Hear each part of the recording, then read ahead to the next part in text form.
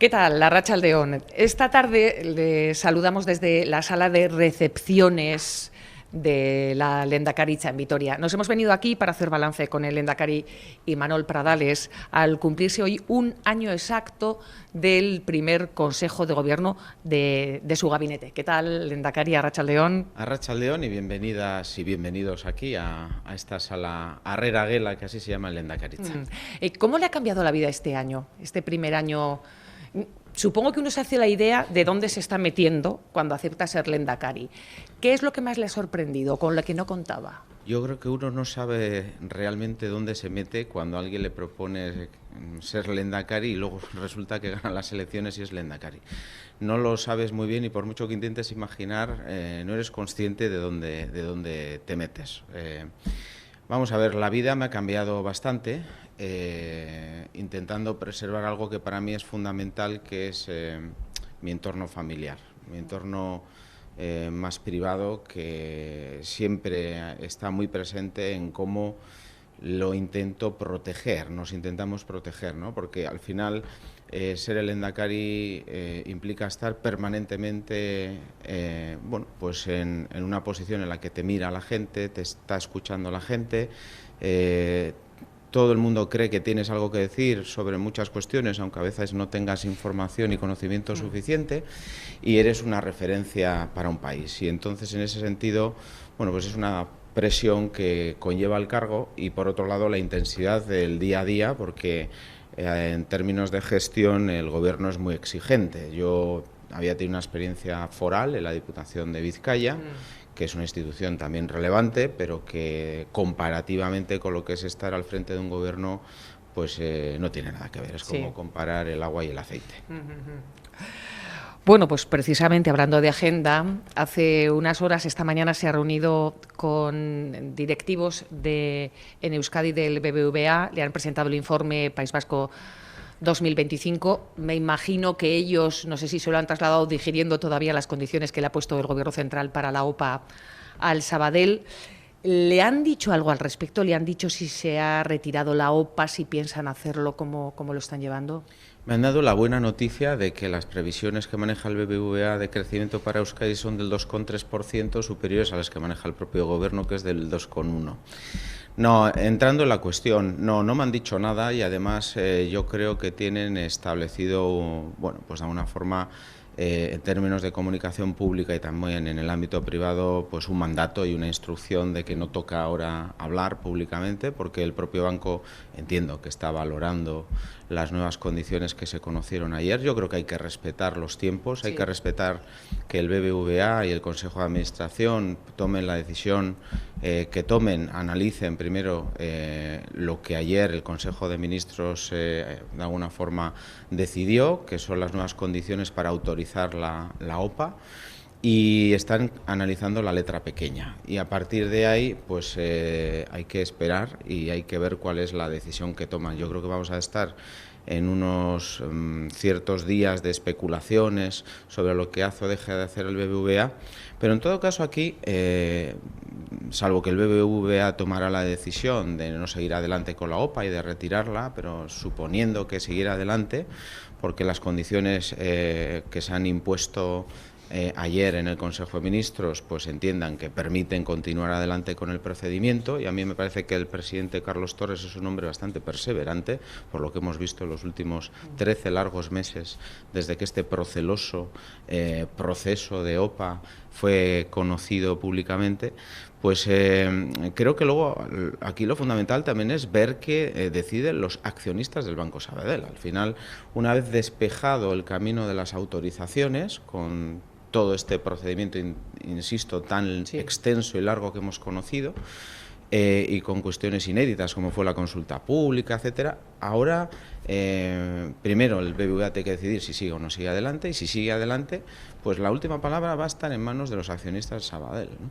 ¿Y el Gobierno vasco qué opina? El catalán ya se ha pronunciado, el español allí en el Consejo de Ministros también, poniendo las condiciones, ¿y el vasco?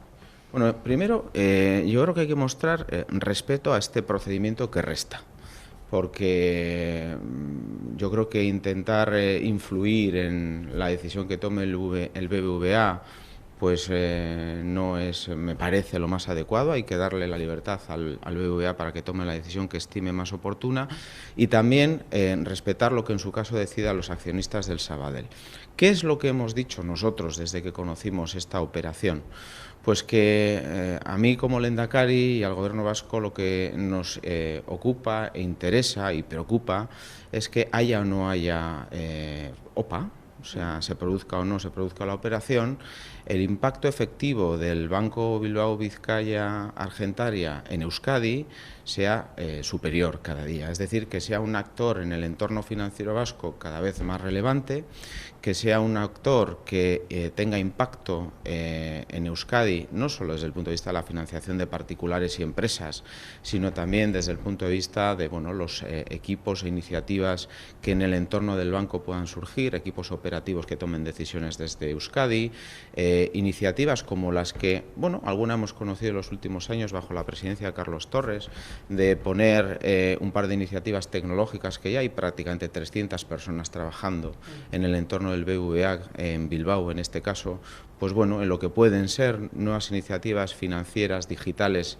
que vayan creciendo a futuro, que desde el punto de vista del impacto ante las haciendas forales, pues el impacto puede ser superior, que el impacto que tiene en términos de eso que se conoce como la responsabilidad social corporativa, ¿no? Pues iniciativas que patrocina el BBVA en Euskadi, de carácter social, cultural, deportivo, cuestiones ligadas al ámbito universitario en las que se puede involucrar el banco, cuestiones ligadas, pues recientemente se han celebrado los premios Fronteras del Conocimiento, sí.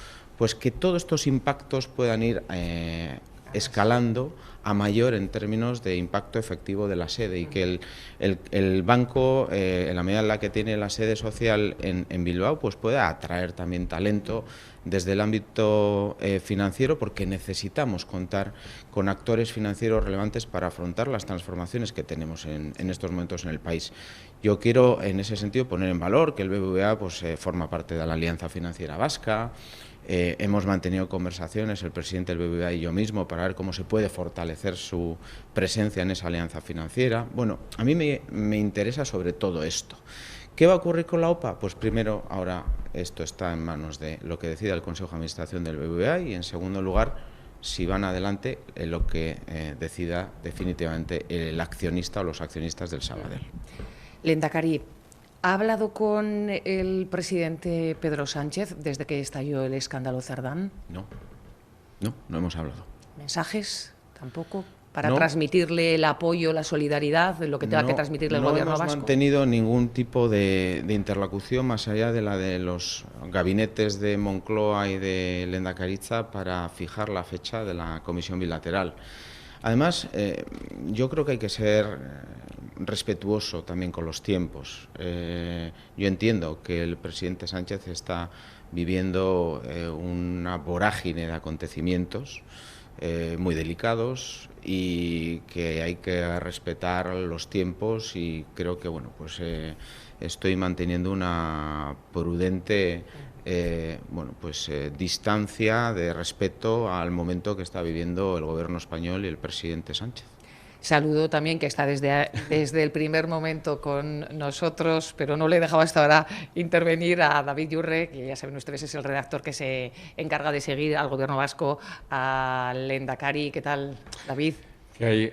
Arratsaldeon, Lehendakari. Arratsaldeon. Bueno, pues le voy a preguntar cómo ve al presidente del gobierno, cómo ve a Pedro Sánchez. No lo sé. Desde el punto de vista personal, he leído que varios líderes políticos que se han reunido con él, de diferentes partidos políticos, lo han definido como que el presidente está tocado, está afectado por todo lo que está ocurriendo, ¿no? Yo en lo personal no he tenido la ocasión, como decía, de estar con él, y espero que nos podamos ver el día 15 de julio. Lo que veo es que el presidente Sánchez y el gobierno español han entrado en otra fase, que están en un momento de mucha debilidad política, porque obviamente todos los casos que se han conocido estas últimas semanas o días afectan directamente al Partido Socialista Obrero Español y a sus dos exsecretarios de organización. y además afectan aparentemente a uno de los ministerios del gobierno y afectan a un gobierno como el de Navarra, que está presidido por la presidenta Chivite, que es del Partido Socialista. Quiero decir que creo que están en un momento especialmente delicado y por eso he insistido que hemos pasado de pantalla a la legislatura española. Y he insistido en que estas semanas, de aquí a agosto, en mi opinión, van a ser decisivas para conocer pues, si la legislatura española tiene futuro y qué futuro tiene. ¿Y teme que haya más de lo que hemos sabido? Bueno, hay muchísima rumorología, ¿no? Desde Euskadi quizás vemos con algo más de distancia, pero el hervidero madrileño es pura rumorología sobre potenciales nuevas informaciones que puedan salir de nuevos informes de la UCO o de otras instancias y de los pendrives y lo que sea, bueno, pues últimamente cogido en las diferentes visitas que ha habido a los domicilios del señor Ábalos, del señor Cerdán, etcétera. Por lo tanto, la rumorología está ahí. No sabemos nadie, creo, lo que puede pasar. No sabemos lo que puede salir. Creo que no lo saben ni los miembros del propio gobierno español, porque les recuerdo que hasta el día anterior, hasta la madrugada anterior de ser conocido el informe famoso de la UCO, pues varios ministros ponían la mano en el fuego por el señor Cerdán. O sea, yo creo que hay muchos rumores, pero poca información contrastada. Usted ha querido zanjar los rumores aquí en Euskadi comprometiendo un análisis exhaustivo de la contratación del Gobierno vasco de los últimos 10 años. En fin, ya dijo que esto iba a llevar su tiempo, pero de lo que ¿han visto algo? Lo que hemos visto hasta la fecha no hemos visto nada. No hay ninguna sospecha, no hay ningún indicio, ni ninguna información que nos haya llamado la atención. Obviamente, un análisis exhaustivo, un análisis de 10 años de contratación pública del Gobierno, pues no se hace de un día para otro. Y obviamente están participando varios de los departamentos, sobre todo aquellos que tienen más capacidad inversora en el gobierno vasco, porque es donde está puesto el foco fundamentalmente y porque las empresas que han aparecido como ligadas a esta trama, pues parece que es donde habían operado. Y creo que bueno, vamos a necesitar algún tiempo. Yo lo dije públicamente, lo hacemos por un criterio de prudencia, de transparencia y de responsabilidad. Y además espero y deseo que no encontremos nada, pero creo que es mejor hacerlo a que no lo hagamos y un día nos encontremos con una desafortunada sorpresa. Espero que no sea así, pero creo que por ese criterio de prudencia y responsabilidad había que hacerlo. Lehendakari, tenemos que escuchar unos consejos publicitarios. Seguimos, vamos a estar hoy hasta las 8 de la tarde, si nos hemos dicho, hasta las 8 con el Lehendakari Manuel Pradales. Volvemos en 2 minutos. Y ahora sí. Bueno, seguimos en esta sala de Arrera Aguilar, nos ha dicho que era, ¿no? La Arrera Aguilar de la Lehendakaritza, hablando con el Lehendakari Manuel Pradales, haciendo balance, pero primero, pues tocando un poco asuntos de la actualidad. El presidente del Gobierno español, del que estábamos hablando, está en la cumbre militar de la OTAN, negociando el gasto militar. Es una competencia exclusiva del Estado, sí. Pero no sé si... me gustaría saber qué punto de vista, qué opinión tiene usted sobre el gasto militar. Usted dijo que no hay que ser belicistas, pero que tampoco hay que ser ingenuos. No sé si eso significa que estaría más cerca del 5% que del 2%. Y luego también me gustaría preguntarle, en lo que sí compete un poco al Gobierno vasco, si ve oportunidades para la industria armamentística vasca y si va a estar ahí apoyando el Gobierno vasco. Bueno, por partes. Yo no creo que esto es una cuestión de porcentajes. Creo que hay una decisión tomada tanto en el ámbito de la OTAN como en el ámbito de la propia Unión Europea desde el punto de vista de incrementar la inversión pública en todos los estados en términos de seguridad y de defensa, y esta decisión está tomada y por lo tanto es algo que ya está en el contexto y debemos, bueno, pues ser conscientes de que esa decisión no tiene una vuelta atrás. ¿Por qué? Pues porque estamos viendo lo que ha ocurrido en estos últimos años con una guerra en el propio continente europeo, que es la invasión rusa de Ucrania, la guerra que estamos ahora viendo también en el entorno de Oriente Próximo entre Irán e Israel, el drama de Gaza. Bueno, estamos viendo en el entorno internacional lo que está ocurriendo, ¿no? Y estamos viendo pues que Europa tiene que dotarse de más capacidades desde el punto de vista de la seguridad, y no solo militar, o sea, porque Europa está hablando de seguridad integral, y yo estoy bastante de acuerdo con ese concepto, porque lo hemos vivido en el ámbito de la crisis de energía por la dependencia del gas ruso. Luego eso es seguridad energética. Lo vivimos con la pandemia y el COVID, con un problema de proveedores de mascarillas o de respiradores, ¿no? Es una seguridad de suministros. Lo estamos viendo con la falta de grandes campeones tecnológicos europeos frente a los grandes, a los Big 4, 5 de Estados Unidos, ¿no? Los Google, los Microsoft, los Amazon, los Apple. Y Europa fue un continente que tuvo gigantes, porque os acordaréis de Nokia, ¿no? Que era europeo, pero yo creo que hay temas de seguridad tecnológica, seguridad energética, seguridad de suministros, seguridad de salud pública. O sea, hablar de seguridad integral creo que es relevante para Europa y para el proyecto europeo. Por lo tanto, Europa tomó ya esa decisión. Ahora estamos hablando más de lo que afecta a la defensa y a lo militar, pero viene más inversión pública, más gasto público en el ámbito de la seguridad, nos guste más o nos guste menos. Y ante esta cuestión, la pregunta que nos tenemos que hacer desde Euskadi, me parece a mí, es si tenemos o no capacidades industriales para responder a las necesidades que van a surgir en el ámbito de la seguridad integral, entendida, insisto, en sentido amplio, ¿no? Nosotros, en términos de industria, de eso que se llama industria militar y defensa, tenemos muy poquitas empresas que directamente estén trabajando ahí. O sea, hoy veía precisamente con el BBVA un análisis que han hecho del peso, y somos el 0,3% del PIB en términos de seguridad, industria militar, o sea que somos relativamente pequeños. Lo que sí tenemos es una gran industria vasca que a veces puede desarrollar lo que se llaman tecnologías de doble uso, que pueden tener un uso civil o que incluso pueden tener un uso para la defensa y para la seguridad, ¿no? Y siempre ponemos a veces los mismos ejemplos, pero ITP es una compañía de aviación aeronáutica que emplea miles de personas en Euskadi.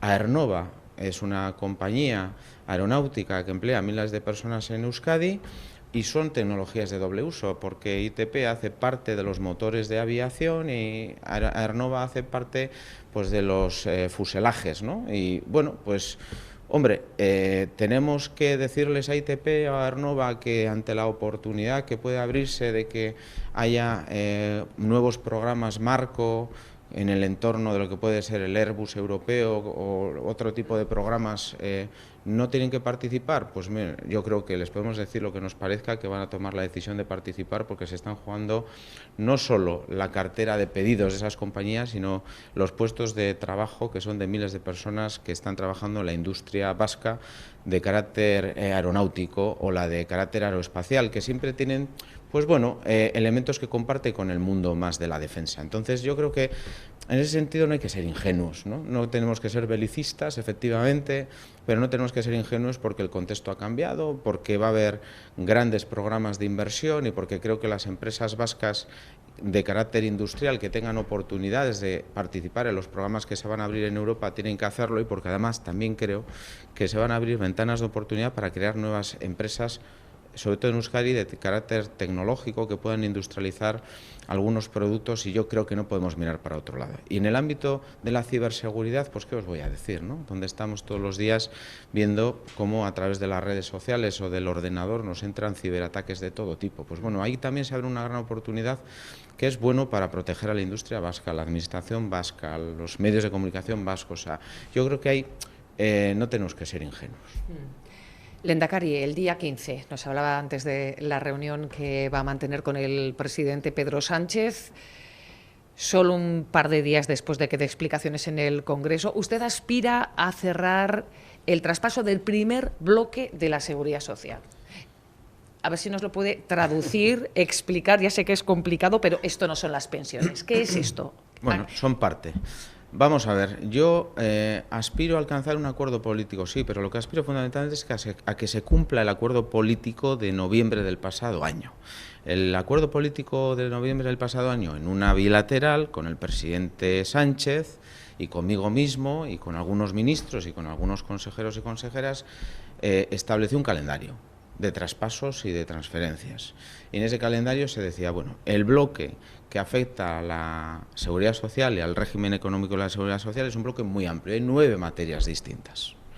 Entre las materias están las prestaciones no contributivas, la de orfandad, sí, la de viudedad no contributiva, bueno, hay materias, el seguro escolar para las personas que son huérfanas, hay elementos no contributivos.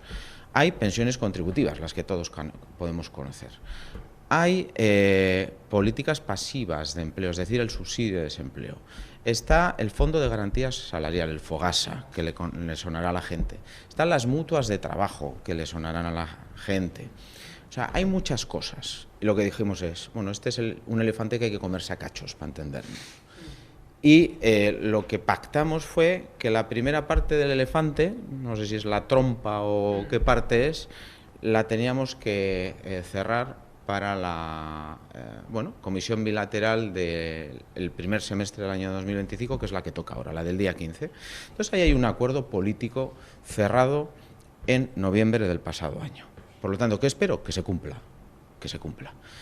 ¿Qué es lo que deberíamos cerrar? Pues pactamos también con el gobierno español que para comernos a cachos ese elefante íbamos a empezar por temas que podían parecer técnicamente más sencillos, que son todas las prestaciones no contributivas que aún no están en manos de Euskadi, las prestaciones ligadas al subsidio de desempleo, tanto la no contributiva como la contributiva, porque tú puedes tener derecho a un subsidio de desempleo, como bien sabéis, aunque no hayas contribuido, sí, pero hay una parte del subsidio que es que has cotizado por tener un paro y entonces puedes tener acceso al paro.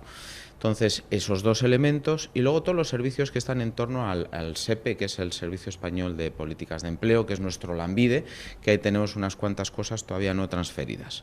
Entonces, sería muy relevante cerrar esto porque desde el punto de vista de las políticas de empleo, cerraríamos el círculo porque sabéis que tenemos en Lanbide las políticas activas de empleo, la orientación laboral, la intermediación laboral, pero nos faltan las políticas pasivas, que es el desempleo. Por lo tanto, así cerraríamos este círculo. Por cierto, en esta cuestión estamos de acuerdo en Euskadi todos, incluidos los sindicatos, UGT y comisiones obreras, que han manifestado públicamente el apoyo a que se cierre ese círculo de una santa vez. Y por otro lado, las prestaciones no contributivas, que algunas ya están en manos vascas. Por ejemplo, el IMV es una prestación no contributiva. Y hay algunas prestaciones contributivas que están en manos de las diputaciones forales. Sí. Entonces, cerraríamos dos círculos, el de las prestaciones no contributivas con las que restan y el de las políticas pasivas de empleo, cerrando el círculo de las políticas de empleo en su integridad. Esto es lo que queremos cerrar en julio. Hay voluntad política. Estuvo la semana pasada la consejera Ubarretxena con el Ministerio de Trabajo, porque le corresponde una parte de esto que he hablado al Ministerio de Trabajo. Y iba a ser hoy a la tarde, será finalmente mañana, a primera hora de la mañana, la reunión con el Ministerio de Seguridad Social en lo que afecta a prestaciones no contributivas. Estamos intercambiándonos papeles, las voluntades de las partes están claras, el calendario nos obliga, el pacto nos obliga. Yo solo aspiro a cumplir lo pactado, por nuestra parte no va a quedar. Y bueno, pues espero que lleguemos al 15 de julio. Con ese escenario estamos trabajando. Habríamos resuelto una parte, nos quedan otros elementos. Claro, ¿va a renegociar o va a proponer, no sé, parece difícil sobre el papel que todas las transferencias que quedan todavía, que son 20 y pico, se puedan transferir a Euskadi, traspasar a Euskadi antes de final de año, que es un poco lo pactado? Es lo pactado, es verdad que en ese pacto todos éramos conscientes de que había que achuchar mucho, que había que apretar mucho.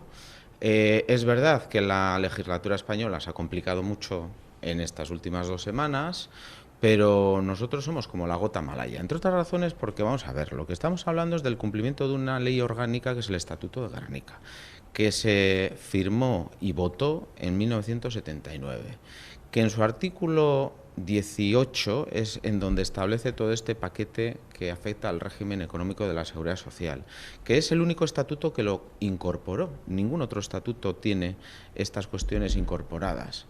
que han pasado casi 46 años, que estamos ya hasta el gorro, yo creo, de hablar de estas cuestiones y que no se cumpla un pacto que va a cumplir 46 años. Y que además creo que tenemos que cerrar, de alguna forma, ya esta carpeta, porque hay otros temas que están llamando a la puerta de Euskadi y en donde no tenemos herramientas políticas suficientes. Y voy a poner solo un ejemplo, que es el tema migratorio. En el tema migratorio tenemos muy pocas capacidades políticas desde Euskadi y en cambio todos somos conscientes de que en el ámbito migratorio pues cada vez vamos a tener que contar con herramientas adicionales para gestionar los flujos migratorios, la integración de las personas migrantes en un país que es de acogida, etcétera, etcétera. Entonces, bueno, yo creo que tenemos que abrir otras carpetas que no estaban en su día ni siquiera incorporadas en el año 1979. Ahora vamos a abordar la carpeta migratoria, pero antes, dentro de esa gota malaya a la que se refería usted, está también la petición de ampliación de la capacidad de la red eléctrica, que sí. Es un asunto que usted ha anunciado que quiere llevar a esa reunión de la Comisión Bilateral. Bueno, y hemos conocido que su partido ha alcanzado en el Congreso un acuerdo en relación al decreto del apagón para incluir una serie de medidas relacionadas con esto. No sé qué han acordado, si nos puede precisar y si supone realmente un avance. Pues es una buena noticia porque, vamos a ver, yo defendí en el pleno monográfico en el Parlamento Vasco y luego fui con esa misma propuesta a la conferencia de presidentes en Barcelona la necesidad de ampliar bueno, en 6.000 megavatios la capacidad que tiene la red eléctrica en Euskadi, que está en 12.000. Y decía, oye, necesitamos un 50% más, 6.000 megavatios, porque es que tenemos un montón de proyectos industriales llamando a la puerta, temas que tienen que ver con la descarbonización de las grandes siderúrgicas o temas que tienen que ver con nuevos proyectos que se pueden instalar o con la necesidad de abordar nuevos proyectos de energías renovables y no tenemos, como dice el consejero Jáuregui, nos falta el enchufe, ¿no? La empresa pregunta dónde está el enchufe. Bueno, hoy se ha producido en ese decreto, con sobre todo dos artículos que son los relevantes en mi opinión, el 19 y el 20, una buena noticia porque además de la nueva capacidad que necesita la red eléctrica vasca, teníamos capacidad latente, entre comillas, si se me permite la expresión, secuestrada. Es decir, una capacidad que se le había otorgado a una determinada compañía pero que no iba a utilizar, pero que no se podía liberar para dar respuesta a otras necesidades, ¿no? O que la tenía secuestrada no una empresa privada, sino la propia red eléctrica. Entonces, nosotros teníamos 4.000 megavatios así en Euskadi, hasta que hace un mes y medio se liberaron casi 1.400, porque recordaréis que el proyecto Mercedes en Vitoria requería que se liberara potencia y un proyecto de una cementera en Arrigorriaga, en Vizcaya, también lo requería. Bueno, quedan unos 2.600 megavatios por liberar. Bueno, pues el decreto que se ha aprobado va a permitir que se liberen esas capacidades que estaban latentes. Y ya tienen concretado para qué puede ser. Y va a haber proyectos industriales que van a poder enchufarse a esas nuevas capacidades. ¿Y cuáles? Bueno, en todos los territorios hay, pero teníamos, no quiero meter la pata, pero tenemos ahora mismo necesidades muy urgentes en el puerto de Bilbao, teníamos necesidades urgentes en Urola, especialmente en el entorno de Azpeitia y Azkoitia, teníamos algunas necesidades bueno, distribuidas por todo Euskadi y hay que ver cuáles de esos con esto se puede liberar. Y por otro lado, el decreto reconoce la priorización de los proyectos industriales, que creo que esto es importante, porque proyectos industriales que ya se hayan presentado. Y nosotros tenemos todo un paquetón, perdón por la expresión, de proyectos industriales en la mesa del Ministerio de Transición Ecológica y de Red Eléctrica hace tiempo presentados. Y entonces esto nos va a permitir, bueno, pues estar los primeros en la fila o los primeros en la lista. Y creo que esto también es muy importante para la industria y para la empresa vasca, porque estamos hablando de empleo, de personas aquí, ¿eh? ¿Le va a pedir a Pedro Sánchez que pare el centro de refugiados de Vitoria? Bueno, vamos a ver, esta es una cuestión que es pues muy permanente en el debate público, sobre todo en Vitoria, y me consta que es así, que sobre todo se ha trabajado con la delegación del Gobierno, con el propio Ministerio, el Ayuntamiento y la Diputación Foral, y nosotros como Gobierno vasco competencialmente no tenemos mucho que decir. Sí hemos dicho en más de una ocasión que choca con el modelo de acogida que en Euskadi venimos desarrollando desde hace mucho tiempo y con un gran consenso. El propio Departamento de Bienestar de la Sailburu Melgosa ha intermediado en esta cuestión. Yo creo que sería positivo que se negocie este tema, porque sí está generando muchísimo rechazo social. Creo que estamos a tiempo de que se pueda abordar una negociación en relación con este centro, porque es un centro que difícilmente encaja en el modelo vasco. Ahí tienen ustedes una discrepancia conocida con los socialistas, con su socio de gobierno. Dice H. Bildu que el pecado capital de este gobierno vasco es la imagen de división que traslada. Eso es lo que le gustaría a H. Bildu y lo que aparece en su manual de política, ¿no? Pero vamos a ver, el gobierno de coalición no solo funciona bien y está a lo que le interesa a la gente, sino que goza de magnífica salud. Lo importante de un gobierno de coalición es lo que le une a los dos partidos que sustentan un gobierno de coalición. En este caso nos une un programa de gobierno con 1000 compromisos e iniciativas, de los cuales el 54% están en marcha y en donde estamos atendiendo lo que le interesa a la gente, que es la política útil. Problemas de industria, problemas de vivienda, problemas de salud, oportunidades de captación de inversiones, temas de empleo, lo que sea. Estamos a eso. En el día a día del gobierno estamos a eso. Quien nos sigue, quienes nos seguís todos los martes en las ruedas de prensa posteriores a los consejos de gobierno y hacéis el seguimiento de la actividad del gobierno, estamos fundamentalmente a esas cuestiones. Lo cual no obsta para que en algunos momentos pues pueda haber discrepancias de dos partidos políticos que son distintos, que tienen ideologías distintas y que pueden tener, pues obviamente, una forma de ver las cosas distintas. En tanto en cuanto la discrepancia se hable, se acuerde, se pacte, creo que eso es sano, no tiene que llevarnos a entender que se produce ningún tipo de crisis en un gobierno, en una institución, ¿no? Yo estoy muy satisfecho con cómo está funcionando el gobierno de coalición, con cómo están funcionando todas y todos los consejeros. Creo que estamos haciendo cosas importantes en el ámbito de la vivienda. Fíjate que esto era un elemento de discrepancia histórica entre el Partido Nacionalista Vasco y el Partido Socialista de Euskadi. Si algo vemos ahora es una unidad de acción muy clara y el mejor ejemplo es la Ley de Medidas Urgentes en suelo y vivienda que se han aprobado recientemente. Pero bueno, es verdad que la vida mediático-política necesita también un poquito de salsa. Y bueno, si aquí no hay, y si no hay alguna son discrepancia, pues parece que somos lo mismo, ¿no? Pero el Partido Nacionalista Vasco presentó el viernes una iniciativa de manera unilateral en un tema tan sensible como es el del euskera, para blindarlo, las ofertas públicas de empleo. Usted hablaba de que en la vivienda las discrepancias eran evidentes y ahora es verdad que están unidos. Ustedes presentaron la Ley de Medidas Urgentes, lo presentaron los presidentes de los dos partidos de la coalición, pero aquí ha ocurrido todo lo contrario. Había un consenso de décadas que ahora dicen los socialistas que se ha roto por parte del PNV. Bueno, vamos a ver, que a mí me corresponde hablar como lehendakari, no en nombre del Partido Nacionalista Vasco, aunque la tentación siempre por nuestra parte es mezclarnos, pero somos muy conscientes los que pertenecemos al Partido Nacionalista Vasco de eso, que es una ventaja competitiva que se llama bicefalia. Y la ejercemos, además, creo que todos los días. Pero por partes. Primero, lo que al Gobierno afecta, lo explicaba ayer también en la rueda de prensa posterior al Consejo de Gobierno, es lo que dice el programa, y es el compromiso 44, iniciativas 1 y 2. Y creo que de ahí no nos debemos salir, de ese marco, desde el Gobierno. Y además hemos presentado públicamente una iniciativa que es Jausía Gará, que precisamente intenta buscar una revitalización del euskera desde el consenso y desde la inclusión de todos los colectivos, porque creo que es lo que ha sido muy positivo de estos últimos 40 años.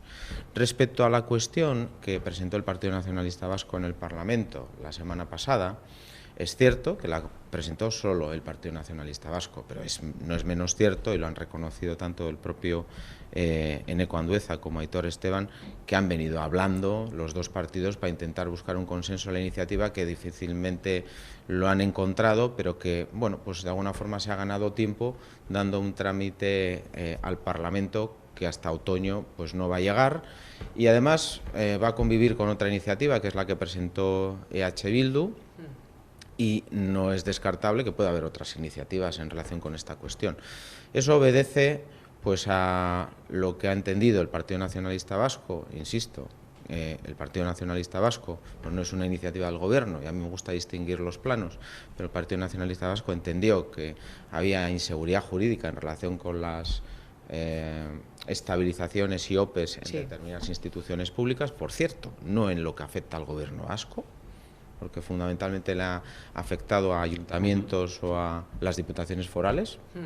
Y bueno, yo espero que bueno, pues en el trámite parlamentario se dé cauce a, obviamente, una negociación y un diálogo, y veremos lo que ocurre. O sea, yo creo que todavía hay tiempo para acordar. Sí. Bueno, si con estas cosas podríamos hablar también de conexión de la Y vasca con la alta velocidad navarra, etcétera, hay discrepancias del autogobierno, igual ni hablamos, ¿no? Porque, claro, hablábamos antes de las transferencias, pero hay un segundo paso, que es la de la actualización del autogobierno, que ustedes también se fijaron como objetivo al comienzo de la legislatura. El otro día entrevistábamos en esta ventana Euskadi al presidente del PNV, Aitor Esteban, nos decía que se va a dar después del verano para decidir si sigue intentando un acuerdo entre partidos o no, pero no lo veía nada claro, decía que pues, había posturas irreconciliables y que no veía avances. ¿Se plantea al Gobierno tomar la iniciativa en este asunto? Si esa vía se descarta, ¿será el Gobierno que presente un texto o tomar la iniciativa de alguna manera? Bueno, vamos a ver, yo lo he dicho públicamente, me he manifestado siempre en el mismo sentido. Nosotros desde el Gobierno estábamos y estamos fundamentalmente al cierre de la carpeta estatutaria, al cumplimiento íntegro del Estatuto de Gernika, y a su vez en el propio acuerdo de Gobierno se reconoce y se recoge que tenemos que abrir una nueva carpeta para buscar un nuevo marco de autogobierno, ¿no?, que mejore, ensanche y actualice el autogobierno actual. Por lo tanto, es un compromiso recogido en el programa de Gobierno. Inicialmente eran los partidos políticos los que habían dado los pasos, y fundamentalmente tres: el Partido Nacionalista Vasco, el Partido Socialista de Euskadi y H. Bildu. Y bueno, pues yo creo que todavía ese proceso no ha finalizado, por lo tanto vamos a respetar lo que pueda dar de sí ese proceso. Es cierto que ese proceso estaba también muy vinculado a la ventana de oportunidad de un gobierno español, que es el que hoy todavía gobierna, con unos socios de ese gobierno que somos los que somos. Claro, ahora mismo tenemos todo de alguna forma en convulsión, ¿no? O sea, está el escenario español convulsionado, todavía no sabemos en qué sentido se va a clarificar la legislatura española, y por otro lado, pues bueno, los partidos políticos vascos, pues yo creo que han decidido, los que estaban trabajando ahí, pues que no dejan el proceso, pero que quizás lo van calmando, ¿no? Entonces, bueno, vamos a darle tiempo al tiempo, vamos a analizarlo todo bien. Yo creo que ahora mismo desde el Gobierno tenemos que insistir y no cejar en cerrar la carpeta estatutaria, que bastante es. Que los partidos políticos continúen manteniendo esa mesa me parece muy positivo. Que puedan avanzar, pues sería lo deseable.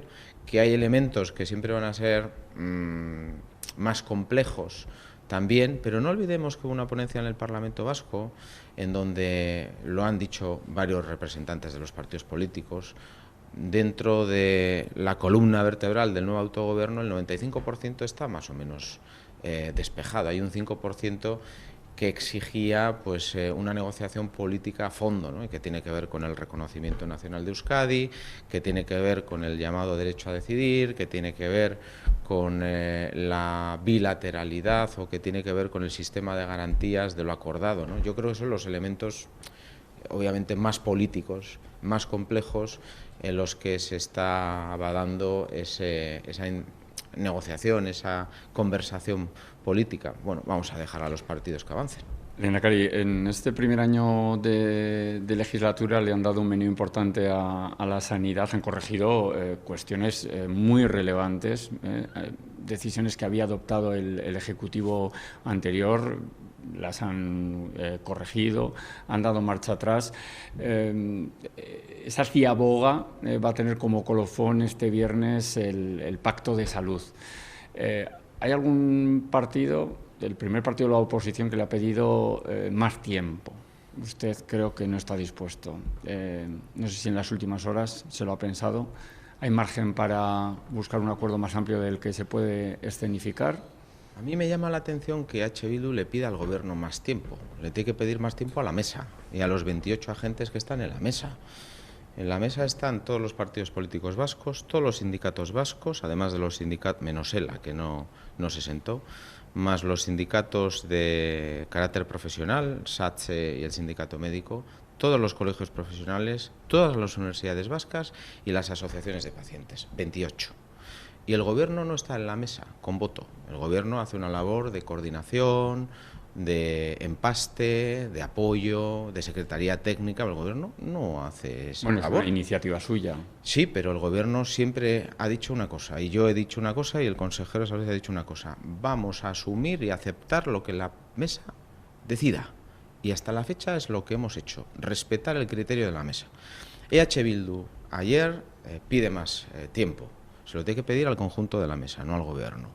Si el conjunto de la mesa lo entiende oportuno, pues lo aceptarán. Pero el conjunto de la mesa es el que pidió alargar inicialmente el proceso de los 6 meses hasta los 10 meses prácticamente que va a cumplir, y pidió también finalizar el proceso el 27 de junio. Yo lo que dije ayer es que hay que respetar el procedimiento y hay que respetar a quienes participan en la mesa, porque nosotros no vamos a imponerle nada a la mesa.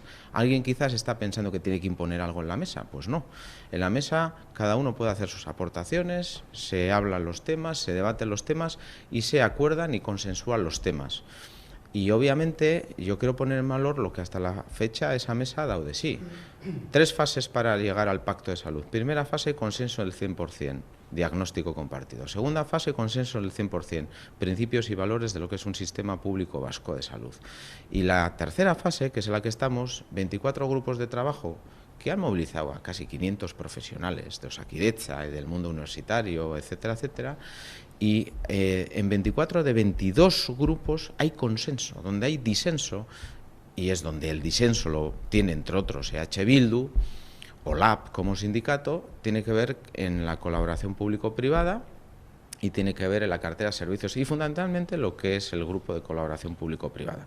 Por eso que denominan ellos privatización, y que yo digo que privatización si Osakidetza contrata 5 de cada 100 euros fuera de lo público, 5 de cada 100, el menor índice de toda Europa. Solo vayamos a Cataluña, el 25% lo tiene concertado, el 25%, Euskadi el 5%, y a eso lo llaman privatización. Y además, digamos, ¿quiénes son con quienes concertamos las cuestiones? Hospital San Juan de Dios, Fundación Matía en el ámbito sociosanitario, algunas clínicas para agilizar trámites de pruebas diagnósticas fundamentalmente, o la Cruz Roja. Pues muy bien, ¿no le gusta a EH Bildu? Me parece bien que lo aporta en la mesa y aporta un documento y una aportación, pues que se debata en la mesa, que la mesa decida. Lo que decida la mesa lo va a asumir el Gobierno. Sí, la cuestión es, ¿Bildu va a asumir lo que decida la mesa? El Gobierno va a asumir lo que decida la mesa. ¿Bildu va a asumir lo que decida la mesa? Esa es la gran cuestión que hay que plantearle a EH Bildu. ¿Usted es partidario de limitar aún más esa concertación, de mantenerla en los porcentajes que está? El Gobierno lo que hizo fue una aportación propia, escuchadas las partes, intentando situar un límite en el 6%. Ahora es el 5,6 exactamente. Y el Gobierno aportó un documento diciendo, bueno, pues limitemos en el 6% y que nunca se pueda superar el 6%, etcétera, etcétera. Bueno, parece ser que EH Bildu eso no lo comparte, que LAB no lo comparten. Pues muy bien, que vayan a la mesa el día 27, que es este viernes, que la mesa debata, que la mesa decida. El Gobierno va a asumir lo que decida la mesa. ¿EH Bildu va a asumir lo que decida la mesa? Esa es la gran pregunta que hago yo. Por ir terminando, estaríamos hablando muchísimo más tiempo, pero en la radio a las 8 llega el informativo y tenemos que dejarlo. A partir de ahora, el año que viene, hemos estado hablando mucho de sanidad, ha sido la prioridad, una de las prioridades notorias del Gobierno vasco. Para el año que viene, ¿qué va a ser? ¿La vivienda? ¿Cuál cree que va a ser la...? La vivienda ya es, de hecho, la vivienda ya es, fíjate que Se plantea una reflexión así o Bueno, algo parecido primero, con lo que ha hecho con la salud? Tenemos que dar tiempo a todo lo que hemos activado en vivienda. Yo ayer decía sembrar para recoger, ¿no? Tenemos que aprobar la ley de medidas urgentes en el Parlamento Vasco y en principio está previsto que se apruebe antes de que acabe el año y luego una ley se aprueba y hay que empezar a desarrollarla. Por lo tanto, hay que darle un poquito de tiempo. Los avales para la compra para chavales y chavalas jóvenes los aprobamos el próximo 8 de julio. Las ampliaciones en el ámbito de las ayudas al alquiler o la emancipación, Emancipa, que vamos a anunciar una modificación que va a mejorar, creo que todavía más la ayuda, o en Gaztelagun, que estamos haciendo un análisis. Bueno, hay que dar un cierto tiempo, pero estamos desplegando un montón de cuestiones. Por lo tanto, la vivienda no nos hemos olvidado de ella y no nos vamos a olvidar de Osakidetza. O sea, en la mesa, esto es otro tema. Habrá pacto, pero la mesa continuará, porque nos hemos comprometido a que la mesa continúe y que haya un contraste y que haya una evaluación de lo que nos hemos comprometido. A mí hay un tema que me preocupa y que tenemos que ponerle más foco y es el tema de la seguridad. El ámbito de la seguridad es un ámbito muy relevante para poder vivir tranquilos, ir tranquilos por la calle y para poder desarrollar un proyecto vital y para poder hacer una vida normal. Tenemos que tener seguridad.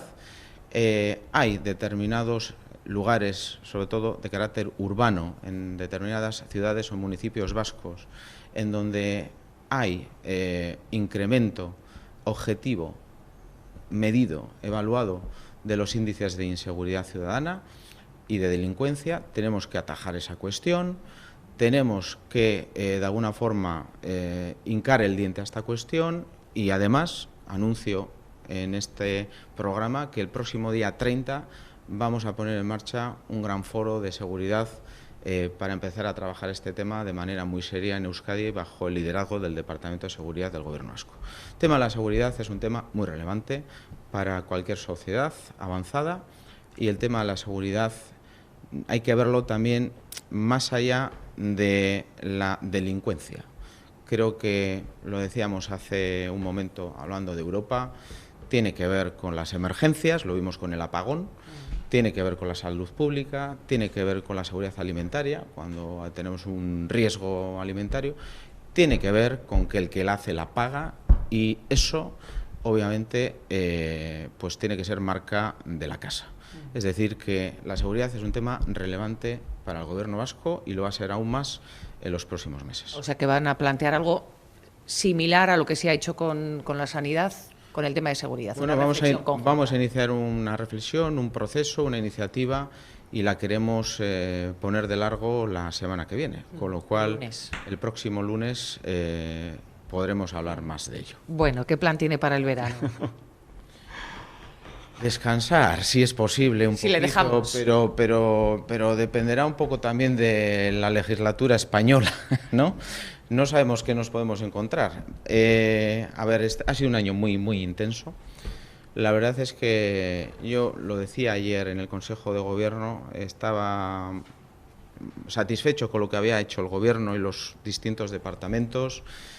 Creo que era un primer año en el que teníamos que activar un nuevo Gobierno con nuevas caras, con nuevos equipos, con nuevas iniciativas, atendiendo lo urgente, pero también mirando un poco a largo plazo y a preparar el futuro de Euskadi.